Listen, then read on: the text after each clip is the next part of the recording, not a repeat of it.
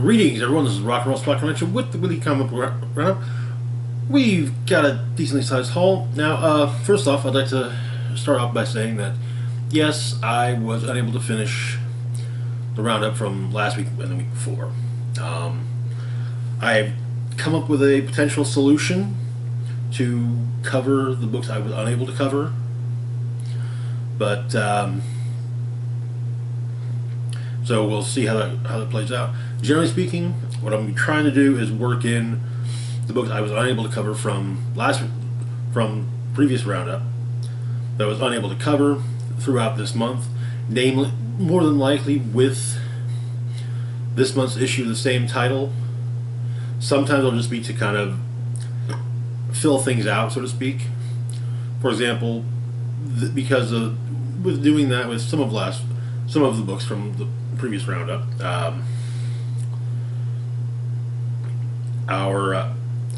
this week's roundup is larger than it normally would have been. Anyway, let's get started. Kicking things off, we've got Marauders number 10. Where we left off, it was revealed that Strife had managed to come back during the Age of Threshold. But Strife reveals his grand plan to amass. It's an oxygen burn. It's basically a giant weapon that burns oxygen. Turns out that Kate melded with Amass, and but Strife obviously uses telekinesis to try and pull her apart atom by atom, but she manages to escape.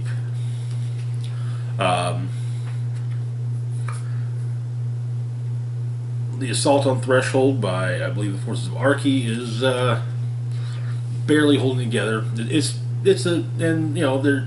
They're buying time for Bishop's plan to burn out the sea.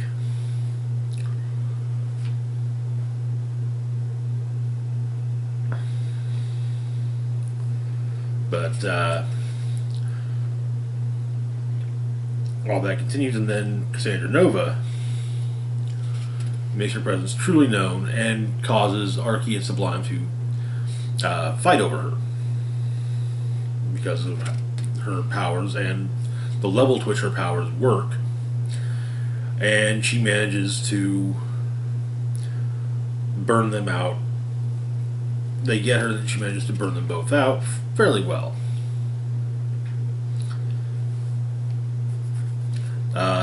After the victory, everyone says their goodbyes. Grove has regrown, and turns out it was a part of the plan that Cassandra Nova was not privy to.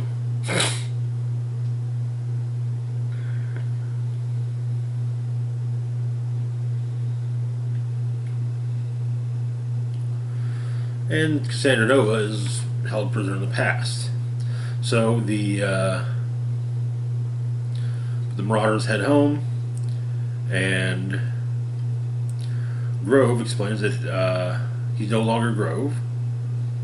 With a new growth comes a new name, and with his more plant-like appearance. And he tells Dela to call him Okara. The Marauders return. Tempo is understandably bummed because of, her and Dela had a bit of a thing in back during Threshold, and she admits it was a fling. She wasn't in love, but maybe she could have been if it was just more time. And Kate takes her to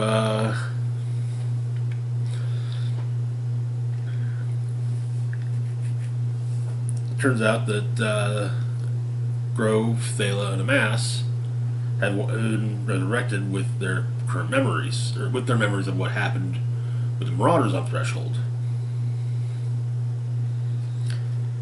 And that is where the issue ends.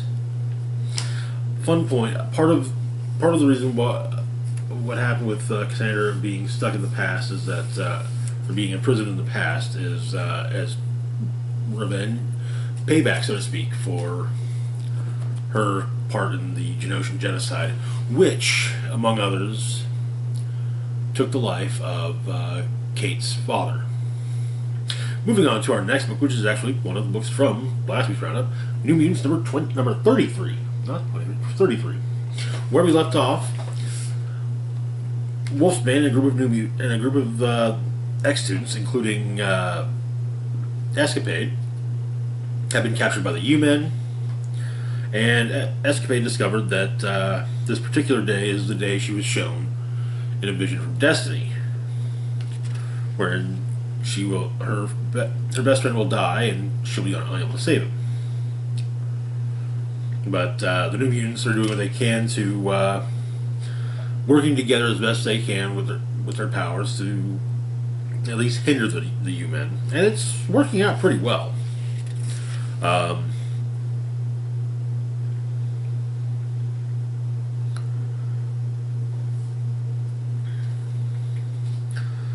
But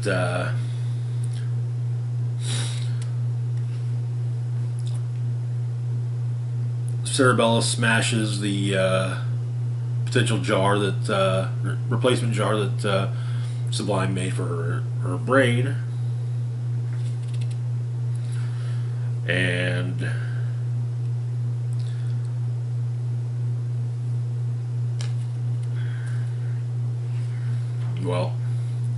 but Escapade immediately gets captured, and the plan, Sublime decides he's going to let loose his new version of Kick.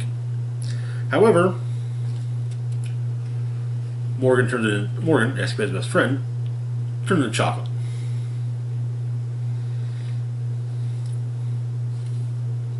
But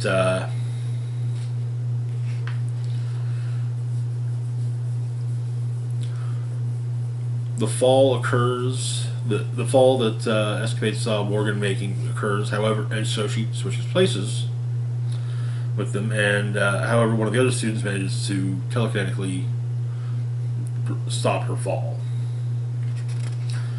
And yeah, she realizes that she was shown only a version, not a definitive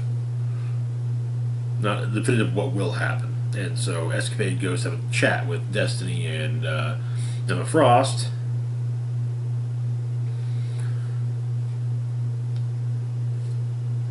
And yeah, that is where the issue ends. Seemingly the series ends.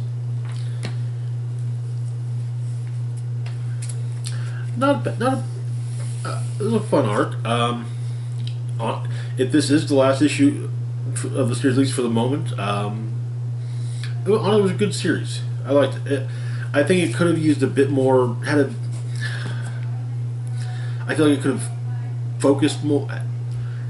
I think it would have been better if it had focused more on rather a seemingly revolving cast of characters, specific characters. You know, it's one thing to have two running arcs in every issue, one arc featuring some of the older New Mutants, one arc featuring students. But honestly, though, if that's going to be the idea, then each of those arcs should have set casts, like set primary characters. So that would be my only complaint about the series as a whole. Moving on to our next book, we've got X-Force number 36. Where we left off, X-Force had uncovered Beast's orbital black site and taken it down, and in fact returned Beast to Krakoa in shackles. The Wolverine is still missing.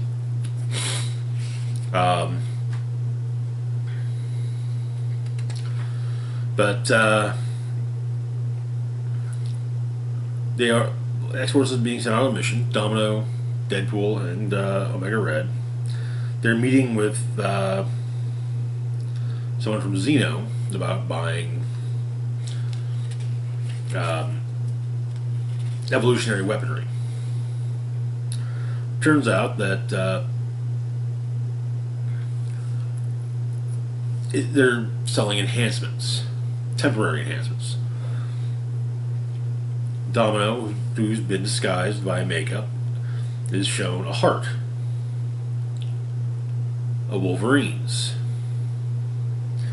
It's explained that it basically has the it gives the person implanted in Wolverine's healing factor for about a month.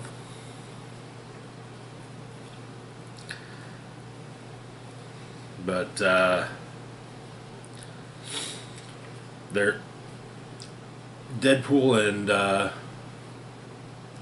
Omega Red, who are basically their backup, are attacked by a Xeno operative who uses his eyes open, then has his hand cut off and uses that as a weapon. The basic idea is that their Xeno is working at utilizing mutant DNA to make enhancements for humans. The agent that assaulted Deadpool and Omega Red has basically a modern day equivalent of suicide pill, cyanide pills, and basically melts. There's an autopsy report on the heart.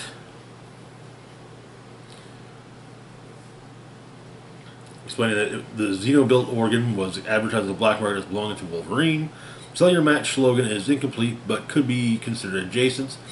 Experiments reveal that his healing factor is on display, with diminishing returns brought on by elapsed time and the seriousness of the injury inflicted on the muscle. Later, Domino returns to her biome and finds a painting of her when she was flayed by Xeno. She goes to the Savage Land to talk to Colossus, who was clearly the artist behind it. Asks her what he's doing. She made a point of. He told her that she had asked him to not have those memories restored when she was resurrected. And she's understandably mad because at him for reminding her. Apparently, he realizes now that he has come to realize that he is being controlled, and he's trying to reach out. But he doesn't tell her this.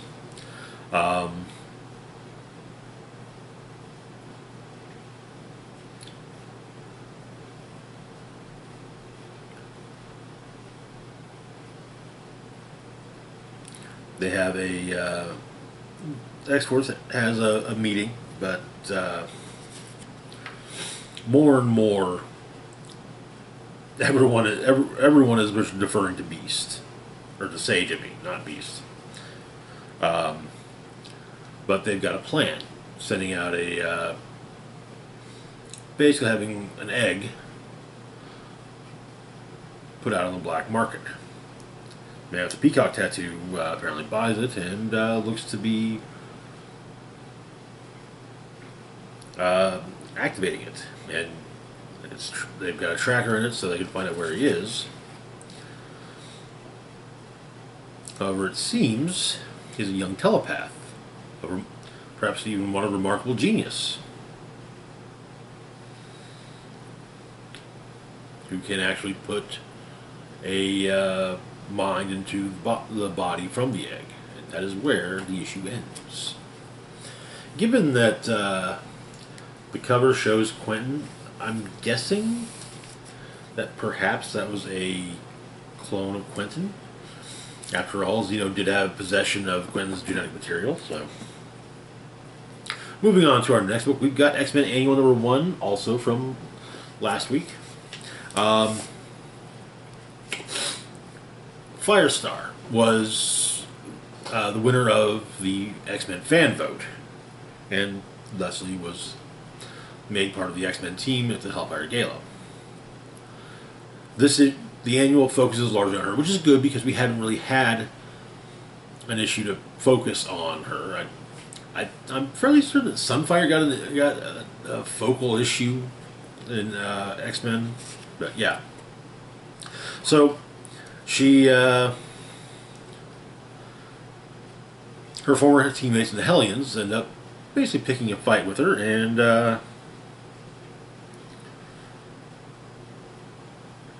kind of more, uh, referred to her more as an Avenger than X-Men,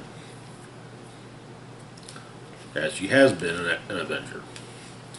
Back in the treehouse, turns out there are a few threats. Someone named Harrower is giving Manila a hard time. Yes, it would appear to be the same Harrower that has been recently bothering Deadpool. Bybeast is wrecking Vancouver. They got a distress signal from Mojo. And a cancer ward in Florida is reporting that their Krakoan drugs didn't show up. But, and Sing states that they can bounce that to help our trading. But Firestar suggests maybe they check it out themselves, and so. And Scott opts to go with Firestar, explaining, kind of, it's as it's explained. She didn't want the spot. Emma decided it for her, and this is the first time that Firestar has shown initiative on the team, and hasn't just taken orders. And Scott's holding a red, white, and blue shield, and he wants to see what happens. So Scott and Firestar head down to Florida, and it's raining. They get in, apparently,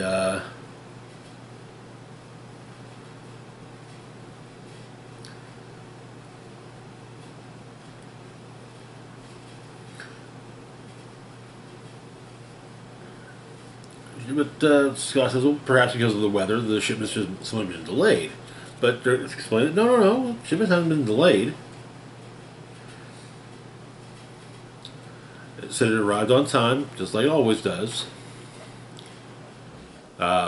They only give a few employees access to the storage room. Found one of them beaten half to death behind pediatrics that morning. And whoever did it took his access codes and took the drugs.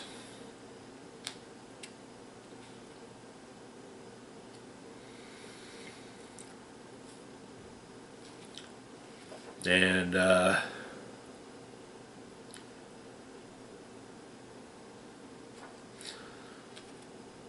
we also get a transcript of Firestar's fitting from Jumbo Carnation.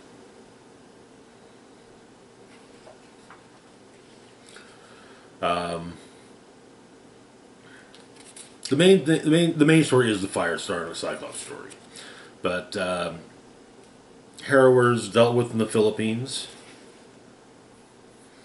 Bybeast is dealt with in Vancouver, and turns out that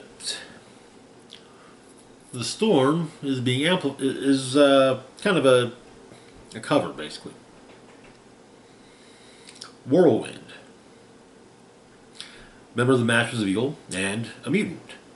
One of the few mutants who has not said, hey, if I go to Krakow, I get amnesty? Cool. No. He's just, making money. That's what he does. And there's also a Savage land attack on Brooklyn that the X-Men, as well as Miles, take care of. Magic thinks Miles is so much less annoying than the other one. But, oh yes, and Mojo. Ex-baby zombies. But Whirlwind stopped, and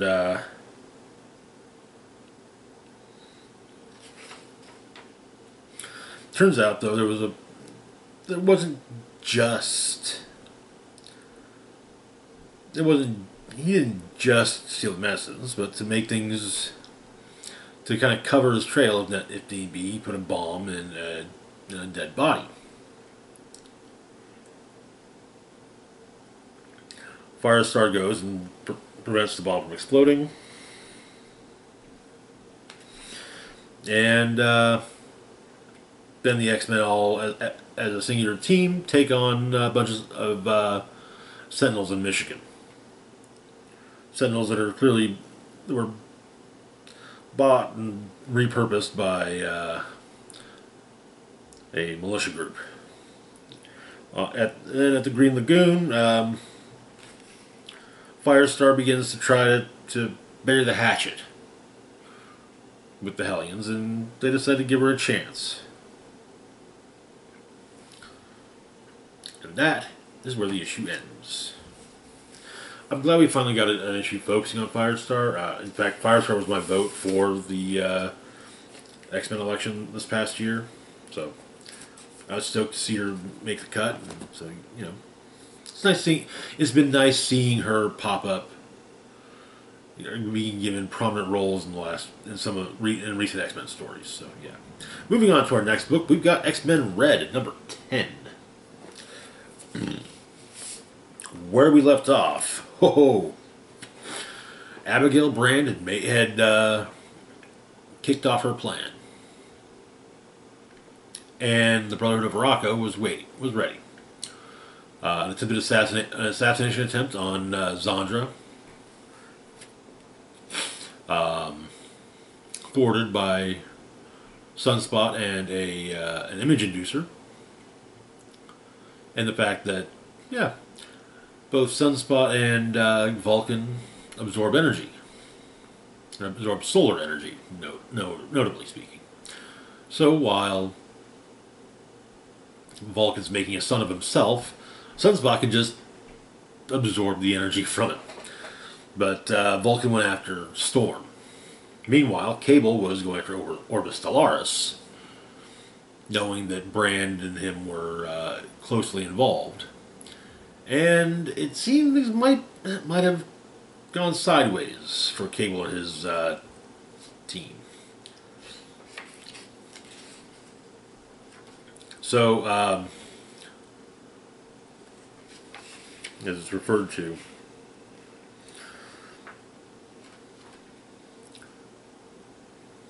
so at the Autumn Palace,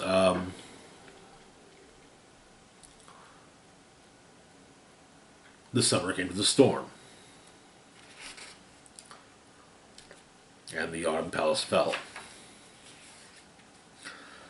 In space, Cable and his strike team are dealing with the progenitors that are basically under the control of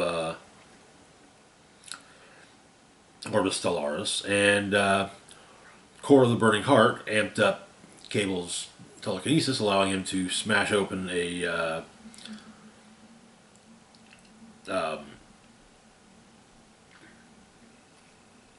display that had TO, that had basically a TO organism, amping his own abilities a bit. And it turns out that Brand thought that the Autumn Palace was empty. All of her scans showed they were, and I mean, you know, she's a high level. She's taken multiple mental defense classes over the years, and well, but she's right there with Mentallo, who is basically being a carrier for Zandra and her own telepathic abilities. Manifold, after having been almost dissected by the progenitors, is given a bit of a boost by Latuca, and he teleports the progenitors out into space. Though that might be where they're from, so yeah. WizKid's ship is destroyed. However, Manifold manages to slip in and save WizKid. Yeah. Brand's kind of screwed. Crimes. All the crimes. But she body slides away. However, the fisherman's waiting on her,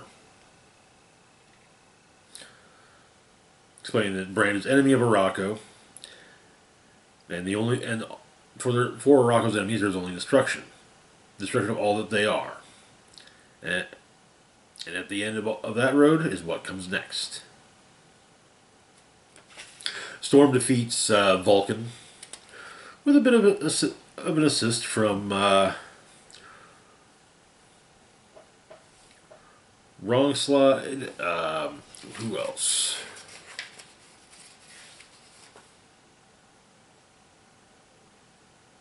Oh.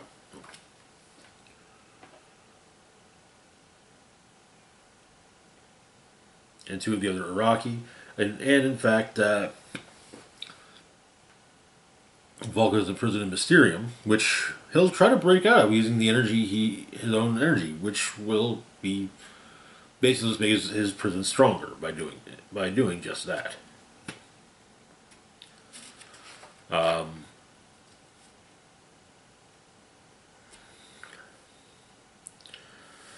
But it turns out that WizKid is taking over the Sword Commander, with Cable staying on as Security Chief, Agent of Sword, if you will. Weaponless Zen was asked to do a specific task for Cable: paint Orbis Stellaris. After that, though, she went to kind of do her thing, and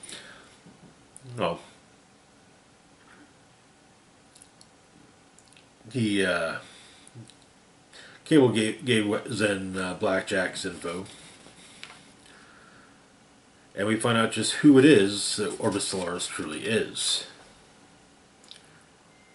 Nathan Essex, with a black spade on his forehead. And that is where the issue ends. And it looks like after this we are going to be kicking off, I believe, at the end of the month, Sins of Sinister, and I think X-Men Red is going on a brief hiatus during Sins of Sinister. Moving on to our last book for the moment, which, and I add though, but X-Men Red, as always, perfection. Seriously, Red and Immortal are the best X books being put out right now, without question. Moving on though to our last book for the moment, we've got X-Men Legends number 5. So this issue focuses on Bishop, namely on his past. So, kind of set up where this story begins. In Uncanny X-Men 282, way back in the bygone days of 1991, the X-Men were fighting the Upstarts. Well, at least Trevor Fitzroy. And Fitzroy had opened a portal from the future and was bringing through mutant criminals from the future. However, Bishop, as well as his Omega Squad teammates Malcolm and Randall, followed, and with the intention of taking out as many of the prisoners as possible, and discovering too late that, well, it was a one-way trip. As they encountered the X-Men, but Bishop didn't think it was actually them. Reasons. I think it was because Angel was in his Archangel form at the time, like permanently. So, he couldn't go back and forth, basically. So, but before Bishop ended up joining the X-Men, Malcolm and Randall ended up getting killed. Sadly, while I have read a handful of Bishop's early appearances, even own them, I haven't read the whole initial arc. But the X-Men Gold team returned to the mansion, and Malcolm and Randall's bodies are offloaded from the Blackbird. They're buried at the school, and Bishop accepts that yes, these are the X. This is these truly are the X-Men. And he thinks about how they got there. The three of them were XSE, and at one point they were generally sent to bring in mutant criminals for imprisonment in the pool. Outside the pool, you had non-criminal mutants, who the XSE officers were trained to regard as potential threats. So they're told of a bombed-out building where there's some mutant criminals hiding. They go in. There's one mutant there, not 5 as they were told. The other 4 are, in fact, this mutant's family. Turns out that when Bishop realizes they've been lied to, he tries to talk to the mutant. When Sentinels show up and level the place,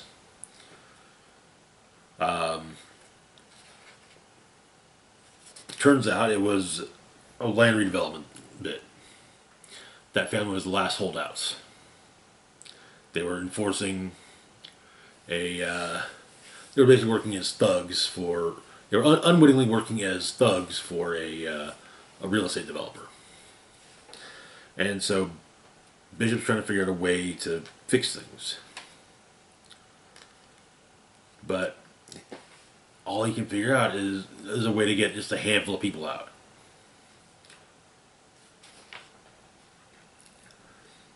However, the issue ends with him realizing